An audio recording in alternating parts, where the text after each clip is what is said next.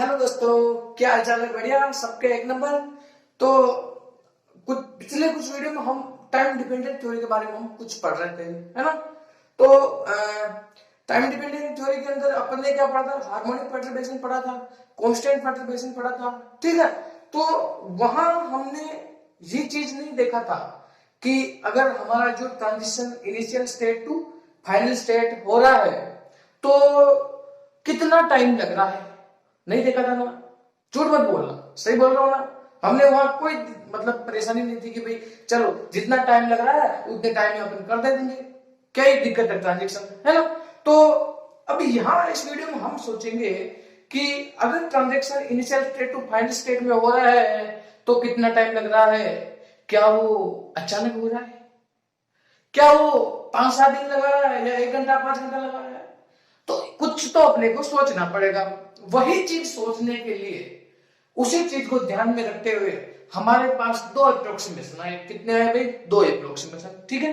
तो जो पहला अप्रोक्सीमेशन है वो एडियाबेटिक अप्रोक्सीमेशन, जिसके बारे में आज अपन पढ़ने वाले पूरा पढ़े, पूरा एक डेरिवेशन के साथ, जो कि ज्यादा बड़ा नहीं है, इजी है बिल्कुल, ठीक। चलो, तो एडियाबेटिक अप्रोक्सीमेशन क्या होता है भाई? वो है इस अप्रोक्सीमेशन में जब transition initial to final state में होएगा तो जो टाइम है क्या होगा? बहुत ही स्लो। मतलब ये जो ट्रांजिशन होगा इनिशियल टू फाइनल स्टेट में बहुत ही स्लोली होगा, बहुत ही स्लोली होगा, है ना? इनिशियल टू फाइनल स्टेट में बहुत ही स्लोली होगा। और अगर सडन अप्रोक्सीमेशन पढ़े तो वहां क्या होगा भाई?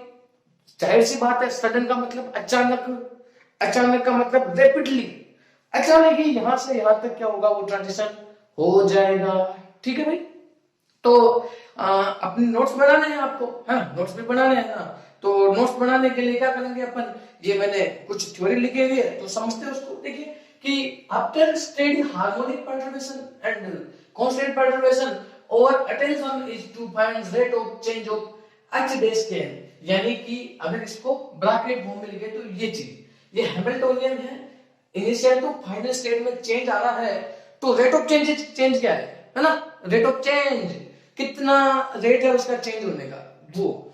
तो इट्स चेंज इधर एडियाबेटिकली और सडनली, या तो एडियाबेटिकली होगा या फिर कुछ सडनली होगा, ठीक है भाई। चलो, तो एडियाबेटिक अप्रोक्सीमेशन में क्या लिखेंगे? If the transaction from initial state to final state is occur very slowly with time, very slowly with time, ठीक है। तो ये जो अप्रोक्सीमेशन वो क्या होगा भाई?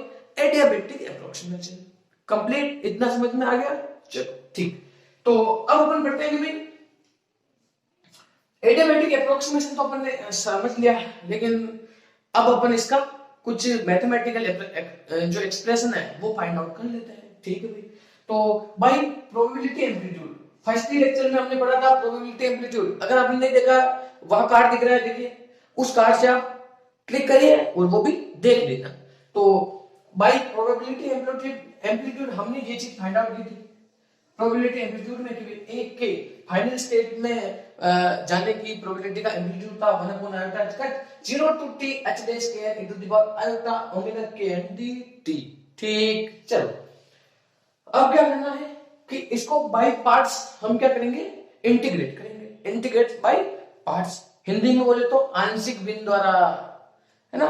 चलो, तो अगर इसका अपन करेंगे तो देखिए इसको फर्स्ट फंक्शन मान लिया और इसको ई वाले फंक्शन को सेकंड मान लिया, ठीक है भाई। तो सबसे पहले फर्स्ट को यू का यू ही रख दिया एज इट इज, सेकंड का डिफरेंशिएशन, सॉरी सेकंड का इंटीग्रेशन, तो इसका इंटीग्रेशन में ओमेगा के एन डिवाइड में जाएगा, यहां आयोटा ओमेगा के एन डिवाइड में जाएगा, और फिर 0 टू टी, लिमिट क्या है? 0 टू टी। चलो कोई दिक्कत नहीं। अब आगे देखो, ये 1 अपॉन आयोटा का चल रहा, फिर क्या था? माइनस आता है। फिर इस फर्स्ट का क्या होता है? इंटीग्रेशन के अंदर ही फर्स्ट का क्या होता है? डिफरेंशिएशन, तो ये हमने डिफरेंशिएशन लगा दिया, क्या ही दिक्कत है भाई? नहीं है ना? चल, फिर क्या किया? इसका इंटीग्रेशन हमने यहां करके लगा तो इसी को वापस यहां लिख दिया, क्या ही दिक्कत है भाई? चल कर लो। फिर 0 टू टी लिमिट लगाना है।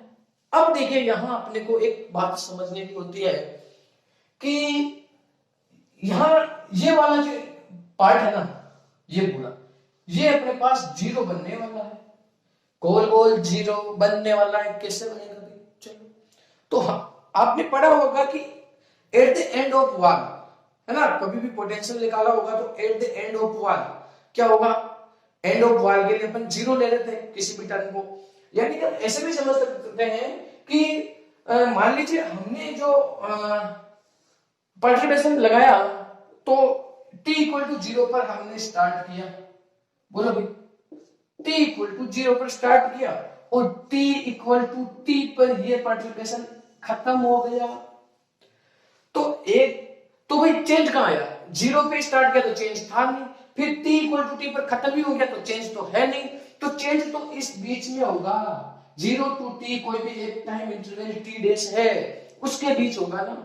तो भाई फर्स्ट वाला स्टेप तो अपने पास जीरो आ गया और सेकंड वाले स्टेप की बात कर लेते हैं। तो सेकंड वाले स्टेप की बात करते हैं तो ये आयोटा आयोटा -1 माइनस पहले बैठा हुआ तो ऑल ओवर पॉजिटिव आ जाइए, तो ये h कट, फिर ये ओमेगा kn 0 टू t और ये पूरा अपने पास स्टेप यूका में लिख दिया। बोलो भाई समझ में आ गया? चलो अब अपन आगे बढ़ते हैं कि ये तो हमने प्रोबेबिलिटी एम्पलीट्यूड निकाल दिया। अगर हमारे को प्रोबेबिलिटी निकालना हो, क्या निकालना हो? प्रोबेबिलिटी। तो क्या दिक्कत है भाई? एम्पलीट्यूड का स्क्वायर कर दो, कोई दिक्कत नहीं है, चलो करो भी। ये हो गया एम्पलीट्यूड का।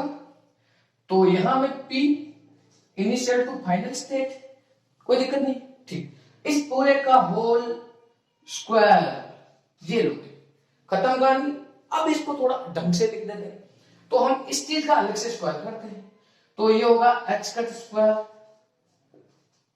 ओमेगा के ये भी स्क्वायर और ओनली इसका ये वाले का अपन स्क्वायर रख देते हैं क्योंकि इंटीग्रेशन करने के बाद देखेंगे क्या आता है, अभी इसको मत चलो, है ना।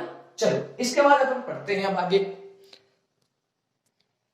हाँ तो दोस्तों हमने यहां तक देख लिया था, ठीक है, यहां तक ये चीज कैसे है, ठीक है। तो ये हमने स्क्वायर करके देख लिया था और इसका ऊपर वाला पार्ट अपन अब पढ़ेंगे, है ना, क्योंकि मैंने पहले ही यहाँ राइट करके रख दिया जिससे मेरे को भी तकलीफ नहीं आई और आपको भी तकलीफ नहीं आई, क्योंकि इसमें टाइम ज्यादा लगता है तो वीडियो ज्यादा लंबा खींच जाता है ना, तो इससे वीडियो का ड्यूरेशन भी कम हो जाएगा, ठीक है।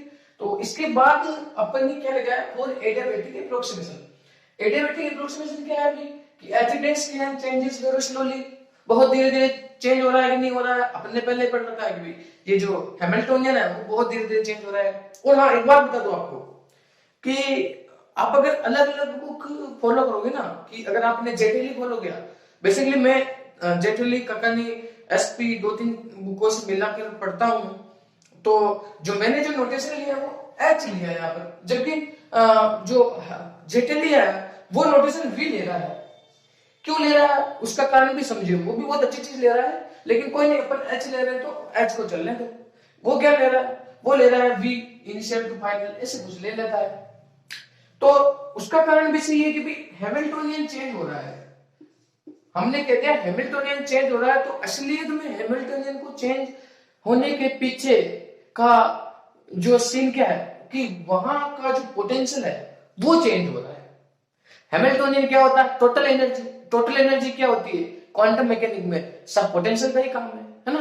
तो ये चेंज हो रहा है, इसलिए वो क्या कर रहे हैं कि इसको वी को ले रहे हैं, पर कोई दिक्कत नहीं, एच ले रहे हो ना, कोई दिक्कत नहीं है आपको, ये भी ले सकते हो, तो आपकी मर्जी है, ये वी ले हो या एच ले हो। चलो ये मैंने क्लियर कर दिया। मेरे पास किसी ने पूछा था मेरे को कि साहब ये वी क्यों ले रहा है जेटली, तो इसका कारण अभी समझ लिया हमने, ठीक है, समझ में आ गया, ठीक। चलो तो अगर ये Hamiltonian changes slowly with time, तो क्या हम इंटीग्रेशन से बाहर ले सकते हैं? भाई अगर हैमिल्टोनियन बहुत स्लोली चेंज हो रहा है, लगभग हमने न की बराबर ही मान लिया कि चेंज नहीं हो रहा है, तो इसको इंटीग्रेशन से बाहर ले लिया। ये देखिए एच डैश के एन, इसका स्क्वायर बाहर ले लिया और ये पूरा स्टेप चल ही रहा है और ये अंदर ये चल रहा है, बोलो भी ठीक। अब इसका हमने इंटीग्रेशन किया तो e टू द पावर आया था ओमेगा के टी आया, फिर हमने एक स्टेप मिस कर दिया, यहाँ पर खा गए हम, भूख लग रही थी बेटा हमारे को, कोई दिक्कत नहीं है, तो खा लिया हमने।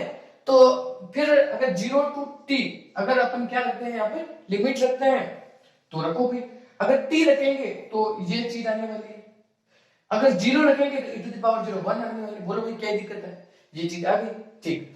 और फिर e to the power iota theta minus 1 का होल स्क्वायर, ये फॉर्मूला होता है कि साइन स्क्वायर थीटा बाई 2, तो यहां से ये चीज क्या बन गई कि हाँ, फिर इसके नीचे आयोटा का स्क्वायर -1 होता है ना।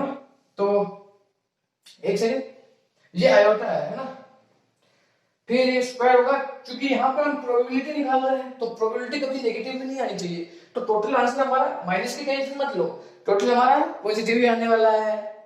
और प्रोबेबिलिटी सुनिए, यहाँ से एक अच्छी बात सीखने वाले हैं, तो यहाँ अब यहाँ तक आ जाते पहले फिर मैं बताऊंगा अच्छी बात क्या है, थोड़ा वेट कीजिए। तो ये चीज का हमने साइन स्क्वायर थीटा बाय 2 लिख दिया, तो साइन स्क्वायर ओमेगा के एन टी डिवाइड बाय 2 लिख दिया। बोलो भाई क्या दिक्कत है, ठीक है।